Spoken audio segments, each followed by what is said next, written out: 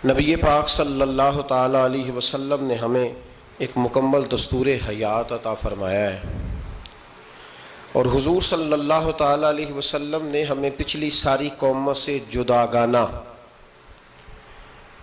اور ایک بھرپور اور ہر قسم کی خوشبو سے معمور دین عطا فرمایا ہے۔ کسی بھی اور قوم کی تھوڑی سی چیز کو بھی اسلام کے اندر شامل کرنا یا کچھ تھوڑی سی کسی سے کوئی چیز مستعار یا ادھار لینا، اسلام اس کو پسند نہیں کرتا۔ نبی پاک صلی اللہ تعالیٰ علیہ وآلہ وسلم نے فرمایا، اہل یہود بغیر ٹوپی کے دستار باندھتے، جب سر پہ پگڑی باندھتے تو ان کے سروں پر ٹوپیاں نہیں ہوتی تھی۔ فرمایا تم نے ٹوپی پر دستار باندھنی ہے، یہودیوں کی مخالفت کرنی ہے، تم نے اہل یہود کی مخالفت کرنی ہے۔ فرمایا نصارہ کا طریقہ یہ ہے کہ وہ درمیان سے مانگ نہیں نکالتے، سر میں جب کنگھی کرتے ہیں تو درمیان سے مانگ نہیں نکالتے، تم نے درمیان سے مانگ نکالنی، ان کی تم نے مخالفت کرنی۔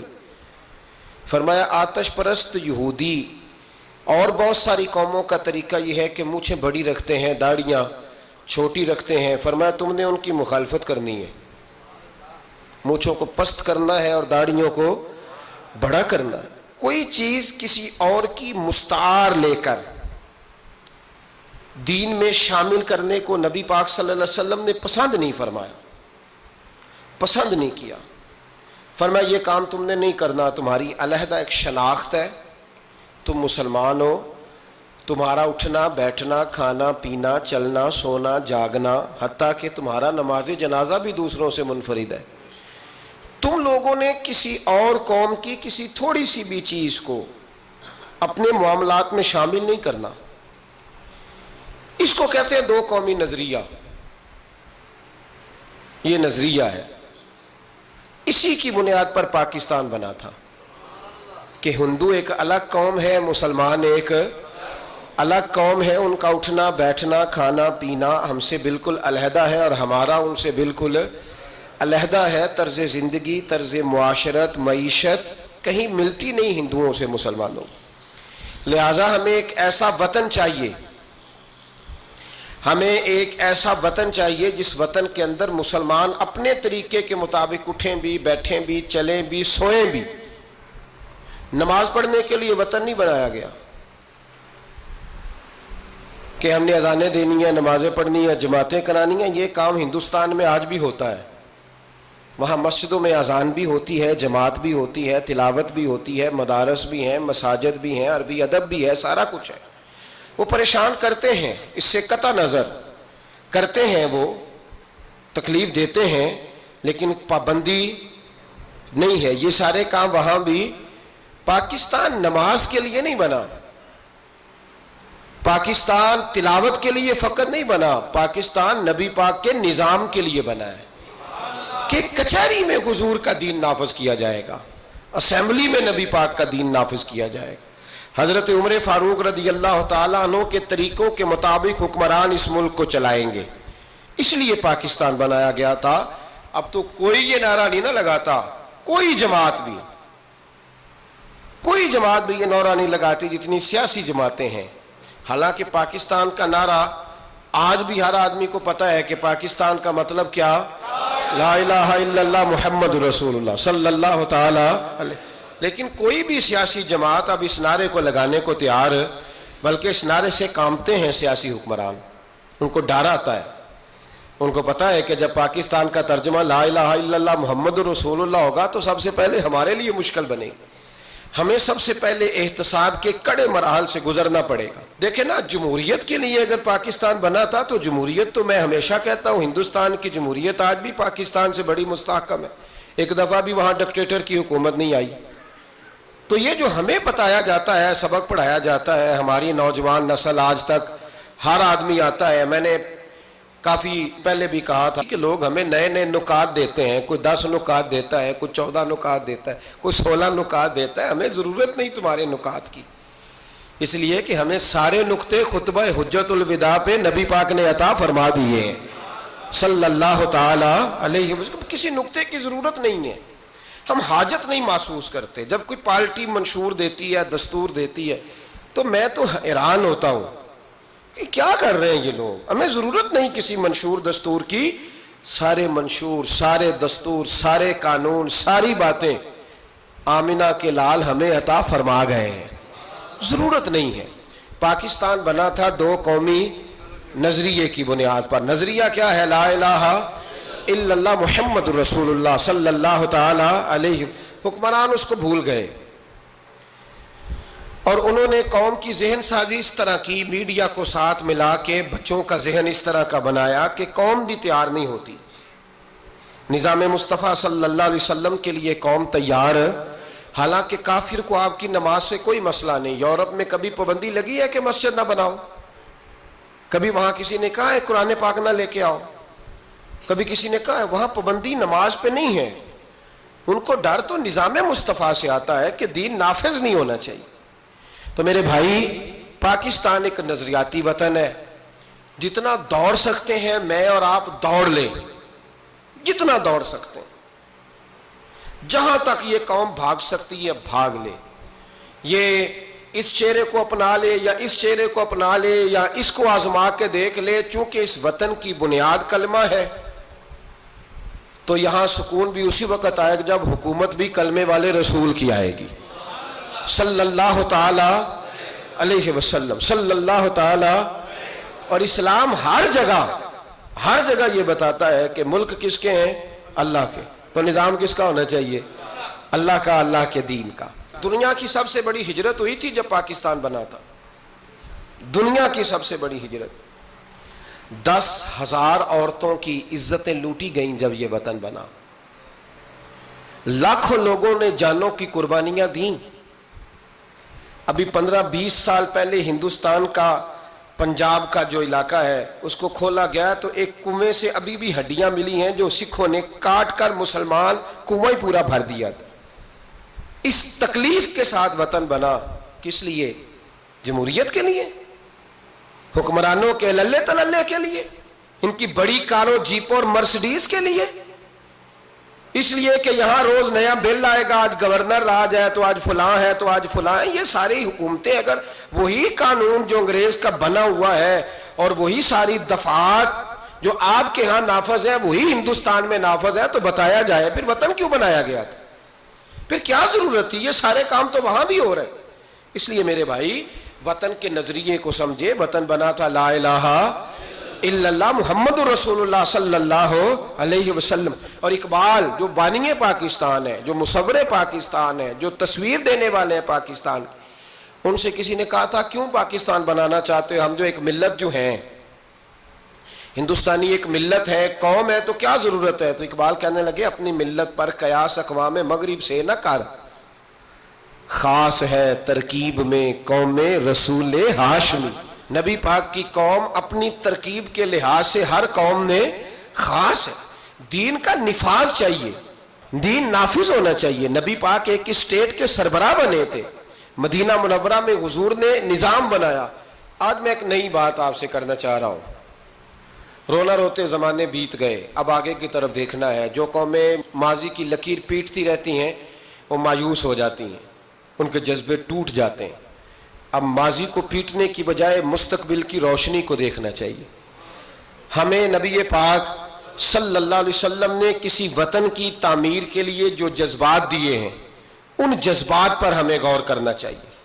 حکمران تو جو کر رہے ہیں وہ تو کر ہی رہے ہیں اور جو وہ کریں گے وہ بھی سب کو نظر آ رہا ہے اور ہمیں سمجھ لگ رہی ہے کہ آئندہ بھی کیا ہونے جا رہا ہے. ہم نے کیا کرنا ہے؟ ایک جملہ میں کہنے لگا ہوں، اگر کسی کو تکلیف ہو تو مجھے خوشی ہوگی. ایک جملہ میں کہنے لگا ہوں، اگر کسی کو پریشانی ہوگی تو مجھے بڑا ہی اچھا لگے گا. کسی بڑے آدمی کو پریشانی ہوگی تو مجھے خوشی ہوگی. وہ جملہ کیا ہے وہ سن لیں. یہ ملک حکمرانوں کا نہیں ہے، یہ ملک عوام کا ہے. اس لیے کہ حکمرانوں کے بچے تو یورپ میں رہتے ہیں، ان کی تو ٹکٹیں بک ہوتی ہیں. جب تک یہ اسمبلی میں ہوتے ہیں یہاں ہوتے ہیں، اور جب حکومتیں ختم ہوتی ہیں تو یہ یہاں موجود. ان سب کے تو باہر کاروبار ہیں، رہائشیں ہیں، اولادیں ہیں. تو یہ وطن کس کا ہے؟ پاکستان وطن کس کا ہے؟ یہ ہمارا وطن ہے، یہ حکمرانوں کا نہیں ہے۔ دیکھیں نا، گھر اس کا ہے جس نے گھر کے اندر رہنا ہے، جس نے گھر میں رہنا نہیں اس کا وطن ہم نے رہنا ہے، ہماری نسلوں نے رہنا ہے، ہمارے ماں باپ رہے، ہم رہ رہے ہیں، ہماری آنے والی نسلیں رہیں گی، تو وطن پھر کس کا ہوا؟ ہمارا۔ حکمرانوں کا وطن گھر جو ہمارا ہے، تو ہم کسی کے ذمہ کیوں لگاتے ہیں؟ ہم اپنے وطن کا خود خیال کیوں نہیں کرتے؟ ہم کیوں نہیں یہ محسوس کرتے کہ وطن سب سے پہلا کام 14 اگست ہے پاکستان کے عزم نو کے لیے، ایک روشنی کے لیے، نوجوانوں کے لیے چند باتیں کرنا چاہتا ہوں۔ پہلی بات اپنے ذہن میں بنائیں کہ وطن کی جو محبت ہوتی ہے نا، حب الوطن من الایمان، وطن کی محبت ایمان کا حصہ ہوتی ہے۔ اس بات کو یاد کر لے۔ میرے نبی پاک علیہ السلام مکہ مکرمہ سے تشریف لائے تھے، حضور مہاجر بن کے مدینے آئے تھے، لیکن بخاری مسلم کی ایک ایسی حدیث ہے جس کی میں نے کبھی شرح نہیں پڑھی، اور میں اس حدیث کی شرح میں کبھی نہیں گیا اور جانا چاہتا بھی نہیں۔ نرالا رنگ ہے اس حدیث پاک کا۔ میرے محبوب پاک علیہ السلام مہاجر بن کے مدینے آئے، لیکن حضور نے ایک موقع پہ فرمایا، سنو بھائی مہاجرین اور انصار، کان کھول کے سنو۔ اب مہاجرین میں شامل کون کون تھے؟ حضرت ابو بکر صدیق، حضرت عمر فاروق، حضرت عثمان غنی، حضرت مولا علی، حضرت مصعب ابن عمیر، حضرت بلال حبشی، یہ سب لوگ مہاجر تھے، لیکن حضور نے وطن کی محبت بیان فرمائی۔ میرے محبوب نے فرمایا، یاد رکھنا اگر کبھی لوگوں میں اختلاف رائے ہوا اور لوگوں کی دو لائنیں بن گئیں، ایک قطار ادھر جا رہی ہے لوگوں کی اور ایک قطار ادھر جا رہی ہے، تو فرمایا اگر تم مجھے دیکھو گے نا میں کس قطار میں ہوں، تو میں تمہیں اس قطار میں ملوں گا جس قطار میں میرے مدینے والے جا رہے ہوں گے۔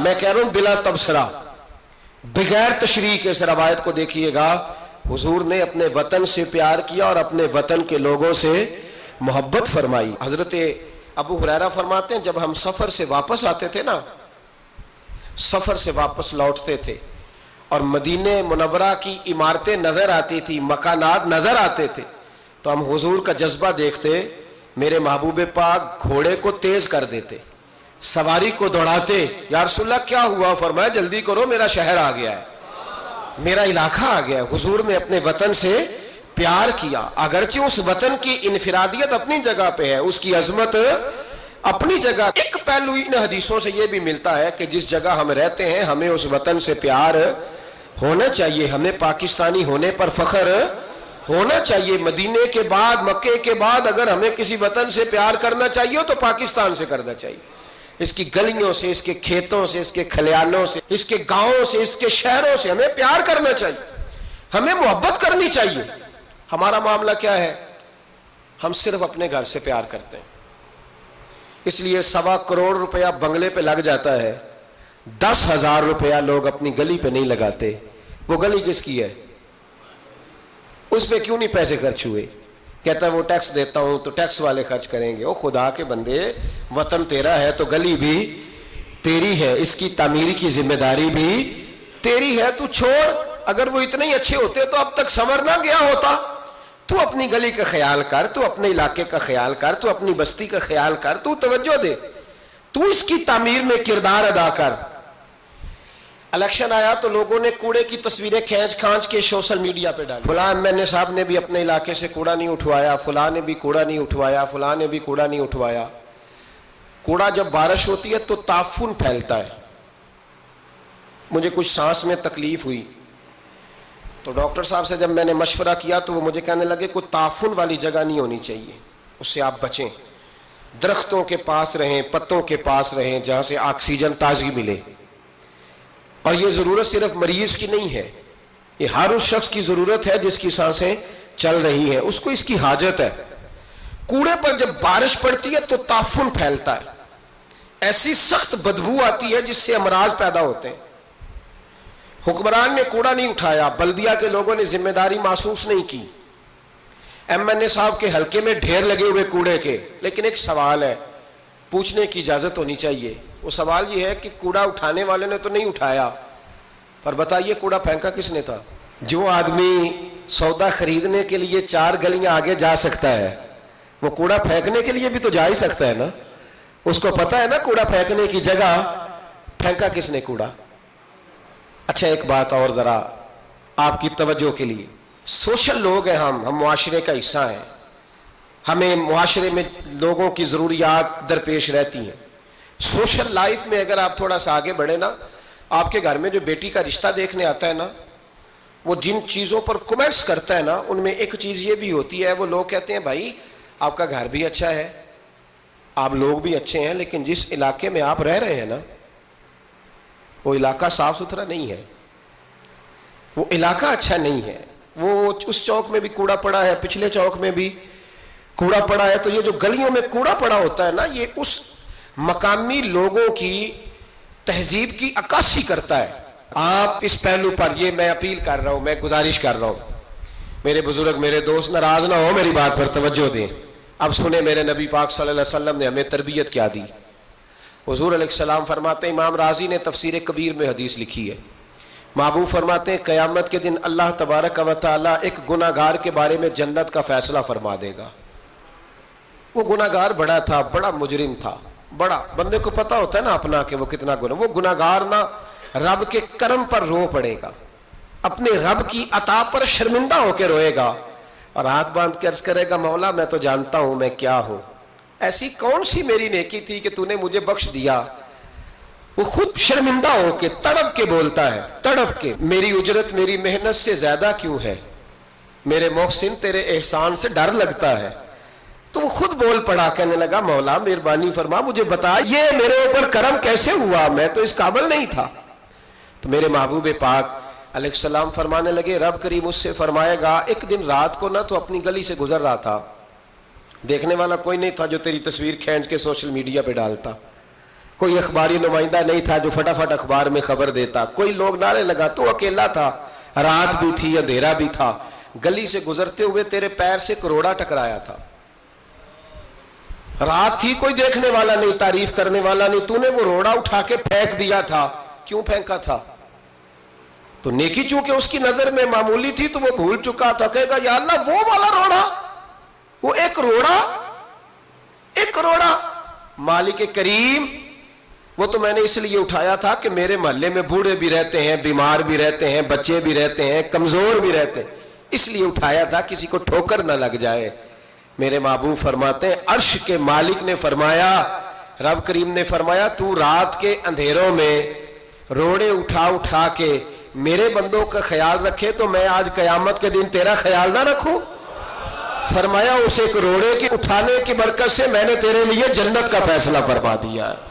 تو اگر آپ اپنی ہی گلی کا کوڑا اٹھائیں، اگر اپنی ہی گلی کے روڑے اٹھائیں تو اس سے ہمارا وطن سنورے گا، اس سے ہماری گلیوں میں، ہمارے علاقوں میں، ہمارے محلے میں، ہمارے علاقے میں صفائی پھیلی۔ راولپنڈی میں سیاستدانوں نے اور سپورٹروں اور ووٹروں نے بڑی گندگی پھیلائی، پوسٹر لگائے، وہ پھٹتے تھے، بارش ہوتی تھی تو وہ گلیوں میں بہتے تھے، تباہی تھی۔ تو اخبار پہ سارا وہ ان بچوں کا وہ طریقہ آیا، انہوں نے کیا کیا کہ 15-20 بچوں نے مل کے پروگرام بنایا کہ گانے ڈالنے والے تو ڈال کے چلے گئے، میں نے شروع میں کہا ان کا تو وطن ہی نہیں، تو انہوں نے کہا کہ محلہ تو ہمارا ہے نا، اس گلی سے گزرنا تو ہم نے، تو ہم کیوں امید رکھتے ہیں کہ وہ جیتنے والا آئے گا یا ہارنے والا آئے گا اور وہی اٹھائے گا، گلی ہماری، محلہ۔ 15-20 پڑھے لکھے نوجوان، یہ تعلیم یافتہ طبقہ ہوتا ہے۔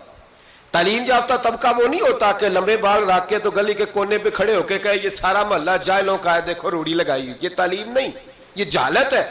تعلیم یافتہ وہ ہوتا ہے جو آگے بڑھ کے دابڑا لے کر، کئی اٹھا کر، کدال پکڑ کر وہ کوڑا اٹھائے، وہ تعلیم یافتہ بندہ ہوتا ہے جو وطن کی تعمیر میں اپنا حصہ ڈالے۔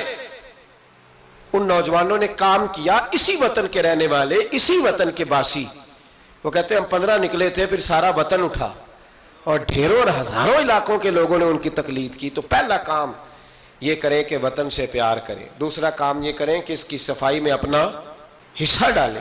ہم کیوں انتظار کرتے ہیں کوئی گرانٹ آئے گی؟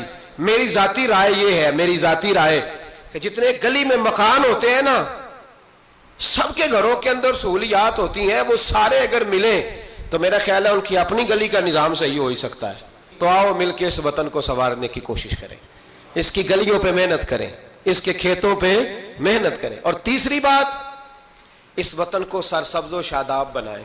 کیا انداز ہے میرے محبوب کے سمجھانے کا، یہ بخاری کی حدیث ہے۔ میرے محبوب فرمانے لگے جس نے کوئی ایک درخت لگایا، جس نے کوئی ایک درخت لگایا یا پودا لگایا یا کوئی ایسی چیز لگائی، فرمایا اس سے کوئی انسان نفع اٹھائے یا اس سے کوئی جانور نفع اٹھائے، فرمایا جب تک لوگ نفع اٹھاتے رہیں گے رب لگانے والے کے نامہ اعمال میں نیکیاں درج فرماتا رہے گا۔ تو ہم کیوں درختوں کو کاٹتے ہیں؟ ہمیں چاہیے نا اس کو سرسبز و شاداب کرنے میں اپنا کردار ادا کریں تاکہ ہمارے وطن میں خوبصورتی پھیلے۔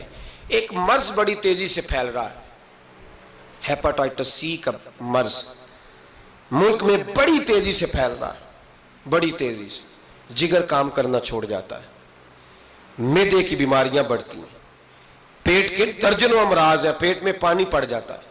ہمارے ایک ملک میں تو ڈائلسس کا نظام بڑا مردہ ہے، اللہ خیر کرے، محکمہ صحت پر اتنا بوجھ ہے لوگوں کا، لیکن لوگ ڈیوٹی نہیں کرتے، کام ہی نہیں کرتے، غصہ ہی بڑا آتا ہے ڈاکٹر حضرات کو، اللہ ماشاءاللہ مریض تکلیف سے کرا رہا ہے لیکن وہ کہہ رہے ہیں اب ٹھیک ہے، سرکاری نوکری اسی طرح کی ہوتی ہے، موج کرنی چاہیے، خیر صلی اللہ ہے۔ بڑی تیزی سے مرض پھیل رہا ہے اور لوگ کمزور ہو رہے ہیں، بڑی مجبوری ہے، لوگ رو رہے ہیں، تڑپ رہے ہیں، اور یہ دکھ وہی سمجھ سکتا ہے جس کا گھر میں کوئی بیمار ہوتا ہے۔ آؤ نا اس وطن کے لیے کچھ کریں، کوئی ہمت کرے، کوئی جدوجہد کرے، کوئی کوشش کرے، آؤ کچھ کرے اس کے لیے۔ کیا کرے؟ اس ہیپاٹائٹس سی کی بیماری سے لڑنے کا سب سے پہلا حل ڈاکٹر یہ بتاتے ہیں کہ پانی اگر لوگ صاف پینے لگ جائیں، اگر پانی صاف ملنے لگ جائے تو ان بیماریوں میں 90% کنٹرول ہو سکتا ہے۔ یار صرف صاف پانی، لیبارٹری کے ٹیسٹ کے مطابق جو بڑا مہنگا بور بھی ہے وہ بھی ₹1,00,000 سے نیچے ہے۔ ایک گلی میں اگر ایک بور ہو جائے ایسا جس کا پانی زبردست ہو تو کتنے لوگ ہیں جو بچیں گے؟ کتنے لوگ ہیں جو اس آزمائش سے بچیں گے؟ میں نے مسجد میں وہ بور کرایا ہے، ٹوٹی باہر نکالی، میں ایک دن رات کو 1:30 بجے آیا تو باہر ٹوٹی سے 2-3 لوگ پانی بھر رہے تھے، 2-3 لوگ، تو 1:30-2 بجے رات کے، تو میں نیچے اترا تو میں نے کہا خیریت ہے؟ اچانک میری طبیعت میں یہ خیال آیا کہ کوئی مجبوری ہو گئی ہوگی اس وقت، کوئی مریض نہ ہو۔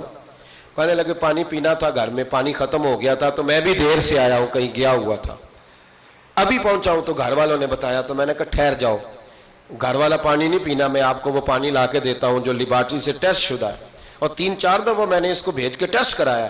اب سنو اس کی بیس کیا ہے، اس کی بیس کیا ہے؟ ہم تو سمجھتے ہیں نا کل شریف پہ صرف چنے رکھنے چاہیے، ہم سمجھتے ہیں کل شریف پہ پھل آنا چاہیے اور بریانی پکنی چاہیے۔ ترمذی کی حدیث ہے، حضرت سعد رضی اللہ تعالیٰ عنہ کی اماں انتقال کر گئی، آنکھیں عرض کرنے کے یا رسول اللہ اماں فوت ہو گئی ہے، کچھ کرنا چاہتا ہوں۔ تو میرے محبوب نے فرمایا مدینے میں میٹھے پانی کے کنویں کوئی نہیں، قلت ہے، تو ایک کنواں کھدوا دے، لوگ پانی پیتے رہیں گے، رب کریم تیری اماں کو قبر میں راحت عطا کرتا رہے گا۔ حضرت سعد نے کنواں کھدوایا، قربان جاؤں محبوب کی عظمت پہ۔ میرے رسول پاک نے آج ہمیں صاف پانی پینا مہیا کرنے کے لیے کل 1450 سال پہلے نصیحت کر دی، فرمایا یہ کنواں سعد نے اپنی ماں کے لیے کھدوایا ہے، اس کا نام ہے سعد کی ماں کا کنواں، بیر ام سعد حضور نے اس کا نام رکھا۔ کتنا کو خرچ آئے گا اگر گلی والے سارے مل کے ایک صاف پانی کا بندوبست کریں، اپنے دوستوں کو، گلی والوں کو، محلے والوں کو اس وطن کی تعمیر میں اپنا کردار ادا کریں۔ اب کیوں توقع رکھتے ہیں صاحب کے چیئرمین صاحب ہی آ کے کریں گے؟ وہ تو ملے نہیں کبھی، جن کی ڈیوٹی تھی گلی گلی گھومنے کی وہ تو کبھی آئے نہیں۔ یہ آپ کے چیئرمین، آپ کے ایم این اے، آپ کے ایم پی اے، یہ اتنی بلندی عظمت کردار نہیں رکھتے کہ یہ آئیں گے، ان کے پاس کہاں وقت ہے گلیوں میں گھومنے کا؟ اصل لوگ تو وہ تھے کہ 24 لاکھ مربع میل کے حکمران جناب عمر فاروق، لیکن چہرے پہ کپڑا ڈال کے ساری رات مدینے کی گلیوں میں گھومتے تھے، ہر دروازے کا خیال رکھتے تھے، پر کیا کریں، کس کو سمجھائیں؟ لوگ اپنی مرضی کرتے ہیں۔ آج میں عزم نو کی بات کر رہا ہوں، میں پاکستان کی تعمیر کی بات کر رہا ہوں۔ پہلی بات یہ کہ اس سے پیار کریں، دوسری بات یہ اس کی صفائی کریں، تیسری بات یہ یہاں درخت لگائیں، شجرکاری کریں، اس کو سرسبز کریں، چوتھی بات یہ کہ دیکھیں ہم کتنا کردار ادا کر سکتے ہیں، کسی کو کم از کم صاف پانی مہیا کر دیں۔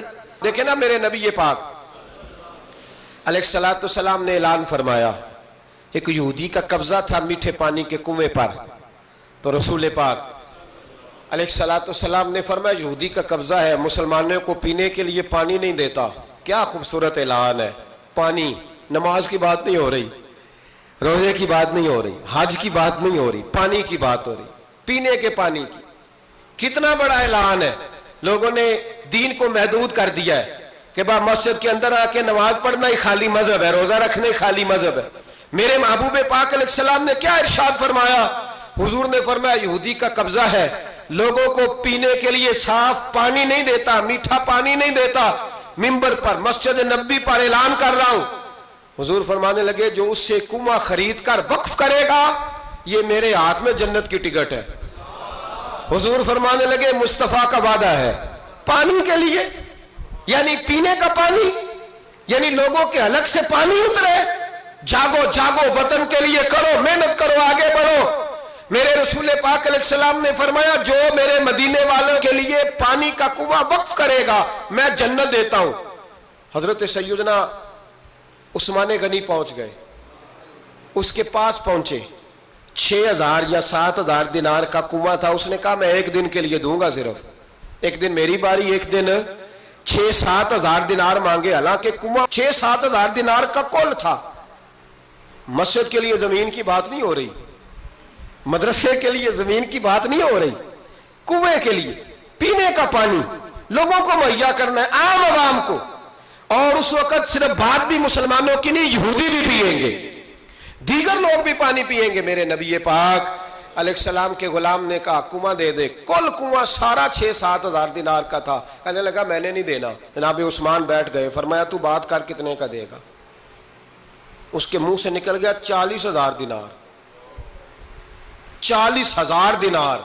مسجد کی زمین نہیں خریدی جا رہی، ادارے نہیں بن رہے، اگرچہ یہ اصل ہے دین کی، خریدنی چاہیے۔ پانی کا کنواں، وطن کی تعمیر۔ جناب عثمان غنی رضی اللہ تعالیٰ عنہ فرمانے لگے تو نے اپنی اوقات کے مطابق پیسے مانگے، ورنہ میں تو 60,000 دینار لے کے آیا تھا، تیری اوقات اتنی تھی، تو یہودی ہے نا، تمہاری اوقات اتنی ہے، انہیں اوقات کے مطابق مانگے، میں 60,000۔ اس نے کہا عثمان سمجھ نہیں آئی، ساری زندگی تجارت کرتے رہے ہو، 40,000 دینار کنویں کے لیے؟ آپ فرمانے لگے تو بے ایمان ہے، تجھے کیا سمجھ آئے گی؟ اگر کسی کو 40,000 کے جنت کی ٹکٹ ملے، اور ملے بھی نبی پاک کے دستے مبارک سے، فرمایا یہ ہے ارض جنت، یہ طیبہ کی زمین ہے، جنت بھی یہی، مالک جنت بھی یہی ہے۔ آؤ پاکستان کی تعمیر کریں، آؤ اس کی گلیوں سے کوڑا اٹھائیں، اس سے پیار کریں، اس سے محبت کریں، یہاں درخت لگائیں، یہاں صاف پانی پینے کے لیے بندوبست کریں۔ اور میرے بھائی، میرا بچہ اگر تعلیم نہیں حاصل کرتا تو ساری انویسٹمنٹ اپنے بچے پر کرنے کی کیا ضرورت ہے؟ آگے بڑھو نا۔ وہ جو چائے والے کھوکے پہ چائے تقسیم کر رہا ہے وہ بھی بڑا لائق ہے، اس کے ابے سے ملاقات کرو، اس کو کہو لا یار میں تیرے بچے کا خرچ اٹھاتا ہوں، اس کو اسکول میں داخل کرا۔ ایک انجینئر ملے گا ملک کو، وہ جو گرمیوں کے موسم میں نا ٹھنڈے پانی کا کولر لے کے بس کے پیچھے بھاگتا ہے نا، اور آواز دیتا ہے ایک گلاس پانی کا لے لو، ایک گلاس۔ وہ بڑا ذہین بچہ ہوتا ہے، بڑا ذہین ہوتا ہے، اس کی ماں کو بھی بڑا چاؤ ہوتا ہے یہ افسر بن جائے، اس کے پاس پیسے نہیں ہوتے، وہ غریب کا بچہ ہے۔ اس کو بلاؤ نا، اس کو کہو بیٹے آ۔ کبھی کبھی کسی چوک میں کسی ٹھیلے والی دکان پہ بریک لگتی ہے نا گاڑی کے، تو چھوٹے چھوٹے بچے دوڑ کے آتے ہیں، کہتے ہیں ہماری دکان سے سودا خریدو۔ ان میں بڑا ٹیلنٹ ہوتا ہے، بڑے ذہین ہوتے ہیں، لیکن نہ یہ امیر کے بچے ہوتے ہیں، نہ پیر کے ہوتے ہیں، نہ وزیر کے ہوتے ہیں، ان پر کوئی انویسٹمنٹ نہیں کرتا۔ آؤ آج ارادہ کریں کہ ہم، ضروری تو نہیں کہ میرا بچہ ہی پڑھے، اگر میرا نہیں پڑھتا تو میں کسی کے بچے کو کتابیں خرید کے دے دوں، میں کسی کے بچے پر تھوڑی محنت کروں۔ آؤ میں تمہیں پھر لے چلوں مدینے کی گلی میں، میرے مصطفیٰ کریم صلی اللہ تعالی۔ حضور گزر رہے، دن تھا عید کا، عید کے دن حضور گزر رہے تھے، اور نبی پاک نے گود میں امام حسن حسین کو بٹھایا ہے، گھوڑے پہ حضور جا رہے ہیں، رستے میں ایک بچے کو روتے ہوئے دیکھ لیا، میرے محبوب نے گھوڑا روکا، 10,000 سے آبا عیدگاہ میں عید کی نماز کے لیے منتظر تھے، حضور نیچے اترے، بیٹے روتے کیوں ہو؟ تو پھر رو پڑا، کہنے لگا یتیم ہوں، ابا انتقال کر گئے، ہر بچے نے نئے کپڑے پہنے ہیں، محبوبہ چچا اور ماموں نے بھی میری طرف دیکھنا پسند نہیں کیا، رو رہا ہوں۔ 10,000 نمازی انتظار کر رہے، 10,000، اور میرے رسول پاک وطن کے غریب بچوں کا خیال کر رہے ہیں۔ حضور گھوڑے سے اترے، بچے کو ہاتھ لگایا، گھر لے گئے، کہا فاطمہ हसन का कोई नया जोड़ा पड़ा है? कोई नया जोड़ा पड़ा है? बीबी साहबा कहने लगी हुजूर नया तो पहले भी कोई नहीं था, ये थोड़ा ठीक था जो मैंने धुला के हसन को डाला है। आओ अगर मेरा बच्चा नहीं पढ़ता तो किसी के बच्चों पे तवज्जो करें। मेरे महबूब ने फरमाया फातिमा इस तरह कर, हसन को वही वाला दोबारा डाल दे जो पहले डाला हुआ था, और हसन के वजूद से ये कपड़े उतार, ये कपड़े उतार, और इस यतीम के गले में ये कुर्ता डाल। हुजूर क्या मिलेगा? फरमाया जब यतीम राजी होता है तो अल्लाह भी बड़ा ही राजी होता है। इस वतन में अभी भी बड़े बच्चे हैं जो स्कूलों से बाहर हैं, उनकी मजबूरी है, उनकी अम्मा ने दवाई खानी है, वो अभी भी खील मरूंडा लेके बेच रहे हैं, वो अभी भी गुब्बारे बेचने निकले हुए हैं। इस वतन में बड़ी गुर्बत है, बड़ा दुख है, बड़ी आजमाइश। इस पर बड़ी बातें मेरे आशिया ख्याल में हैं, लेकिन वक्त नहीं है, मुझे आगे बढ़ना है। फिर इस वतन के दिफा में अपना किरदार अदा करो। एक मौलवी साहब बेचारे सीट नहीं जीत सके तो उन्होंने कहा हम 14 अगस्त ही नहीं मनाएंगे। ये वो बेईमानों का ग्रुप है जिन्होंने कहा था कि शुक्र है हम पाकिस्तान बनने के गुनाह में शरीक नहीं हुए। किस तरह ये लोग पार्लियामेंट में जाते हैं, किस तरह हमारे नुमाइंदे बन गए। ये वो लोग हैं जिन्होंने कहा था शुक्र है हम पाकिस्तान बनने के गुनाह में शरीक है, और ख्वाजा कमरुद्दीन सियालवी को खत लिखा था कायदे आजम ने, अमीर मिल्लत पीर जमात अली शाह साहब को खत लिखा था कायदे आजम ने कि अगर अहले सुन्नत के पीर मदद ना करते तो पाकिस्तान बन ही नहीं सकता था। अभी भी तुम्हें होश नहीं आई, अभी भी तुम्हें नहीं पता कि पाकिस्तान के दोस्त कौन है और दुश्मन है। 14 अगस्त नहीं मनाएंगे, तुम इस काबिल ही नहीं हो कि तुम मना सको। तुम्हारे तो यराने अभी भी बाहर है, इनका ये वतन नहीं है। ये कहते हैं अगर इस वतन में हमें कुर्सियां दोगे तो हम वतन के दोस्त हैं, वरना हम वतन के दोस्त। अल्लाह की इज्जत की कसम, हमारे मशाइख ने कभी कुर्सी नहीं मांगी, लेकिन इस वतन में जितना किरदार अहले सुन्नत के बुजुर्गों ने अदा किया है कोई दूसरा कर ही नहीं सकता। वो कहते हैं 14 अगस्त नहीं मनाएंगे, तू मना भी नहीं सकता और तुझे मनानी चाहिए भी, इसलिए कि तुम्हारा इस वतन से कोई ताल्लुक। ये अमीर मिल्लत पीर जमात अली शाह साहब का वतन है, ये मुहद्दिस आजम पाकिस्तान मौलाना सरदार अहमद का वतन है, ये ख्वाजा कमरुद्दीन सियालवी का वतन है। तुम्हारा वतन है, तुम वहीं चले जाओ जहां से तुम आए हो, वहीं तुम अच्छे लगते हो। तो मेरे भाई वतन की दिफा, वतन की हिफाजत, नौजवान जरूर इस बात पर तवज्जो करें। हजरत अनस बिन मालिक रदी अल्लाह तआला अन्हु फरमाते हैं मदीने के कोने से ना अचानक रात को जोर जोर से चिल्लाने की आवाज आने लगी। जब रात को कोई ऐसा धमाका होता है ना तो लोग एक दूसरे को जगाते हैं।